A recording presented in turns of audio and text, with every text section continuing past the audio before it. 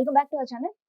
వచ్చే నెల నుంచి మీరు గనక పింఛన్లు తీసుకోవాలి అని అనుకుంటే, సార్ మేము బతికే ఉన్నాం, మేము చచ్చిపోలేం అంటూ మీరు చెప్పడంతో పాటు మీకు సంబంధించిన పెన్షన్ కార్డు, ఆధార్ కార్డు, ఆ అధికారుల దగ్గరికెళ్ళి life authentication, face identification, thumb impression ఇవన్నీ అప్డేట్ చేసుకోవాలి. లేదు అంటే వచ్చే నెల నుంచి మీకు పింఛన్లు కట్. ఆల్రెడీ కట్ అనే మాట ఎందుకు అంటున్నానంటే ఫోరెన్సిక్ సర్వే పేరుతో 2,50,000 పింఛన్లను ప్రభుత్వం కట్ చేసింది. వచ్చే నెల 2 నుంచి కొత్త పెన్షన్లు 2 లక్షలు ఇవ్వాలని నిర్ణయించింది. అసలు ఈ పెన్షన్ల గోల్ ఏంది? ఈ సర్వే రిపోర్ట్లు ఏం చెప్తున్నాయి? ఇలాంటివన్నీ కూడా మాట్లాడదాం. అయితే ప్రతి నెల 900 నుంచి 1000 కోట్ల వరకు పెన్షన్లు చెల్లించడంలో ప్రభుత్వం డబ్బులు ఖర్చు పెడుతుంది. సో అందులో వితంతుల పెన్షన్, తర్వాత వికలాంగుల పెన్షన్, తర్వాత వృద్ధుల పెన్షన్ అండ్ దాంతోపాటు మిగతా ఒక 10 విభాగాలకి 900 నుంచి 1000 కోట్ల రూపాయల ఖర్చు చేస్తుంది.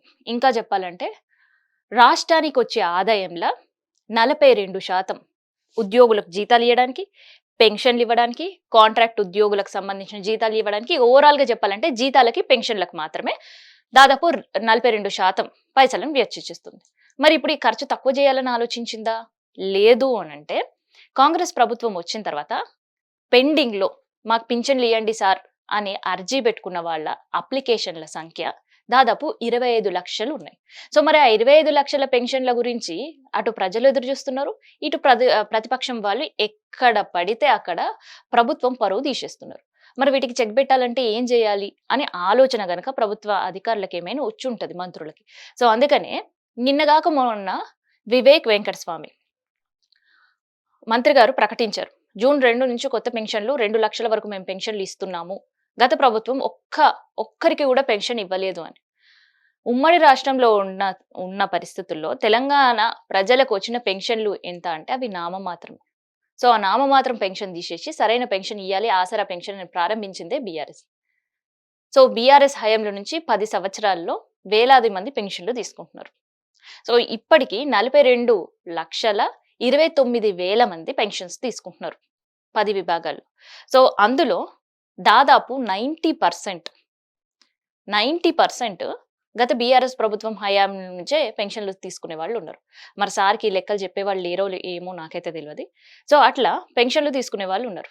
మరి ఈ ప్రభుత్వం వచ్చిన తర్వాత కొత్త పెన్షన్స్ ఏమి ఇయ్యలేదా? దాని గురించి ఎందుకు వార్త చెప్తలేరు అని అనుకుంటారు. ఎందుకు ఇయ్యలేదు? 25 లక్షల పెన్షన్ అప్లికేషన్లు ఇంకా పెండింగ్లో ఉన్నాయి కదా.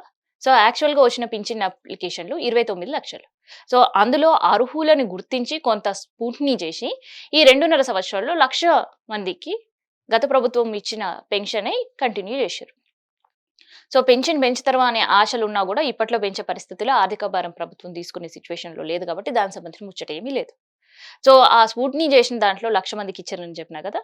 సో అందులో ఇంకా అప్లికేషన్లు పెండింగ్ ఉన్నవి 25 లక్షలు ఉన్నాయి. సో ఆ 25 లక్షల్లో కొంతమంది అర్హులను మళ్ళీ గుర్తించి రెండో దఫలా 2 లక్షల పెన్షన్లు ఇవ్వబోతున్నారు.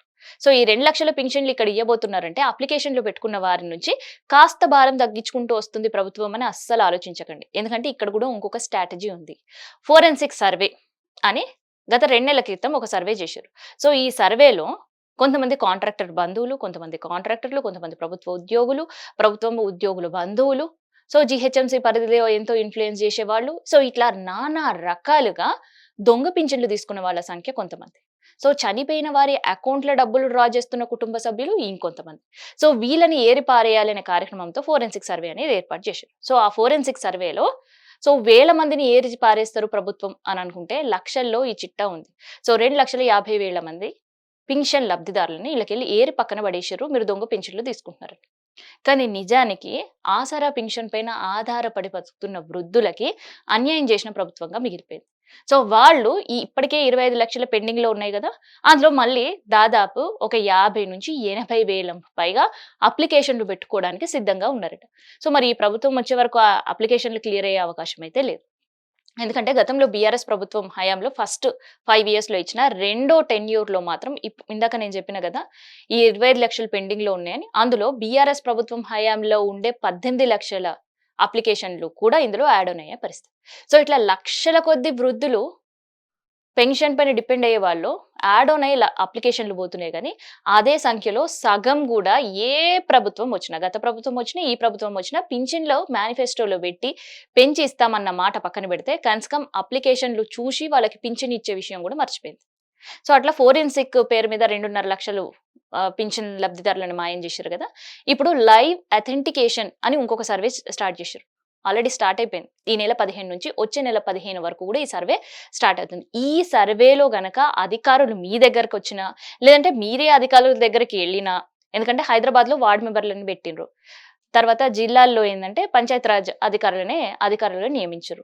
అధికారులు మీ దగ్గరకన్నా రావాలి, మీరన్నా అధికారుల దగ్గరకు పోయి, "సార్ మేము బతికే ఉన్నాం, మేము చచ్చిపోలేం" అని చెప్పుకోవాల్సిన దుస్థితి పింఛన్దారులు. సో వృద్ధులు ఏ పరిస్థితిలో ఉన్నా కూడా అధికారులొచ్చినా జీ హుజూర్ అని హాజరు పలకాలి. లేదు అంటే వచ్చే నెల నుంచి మీకు పెన్షన్ కట్.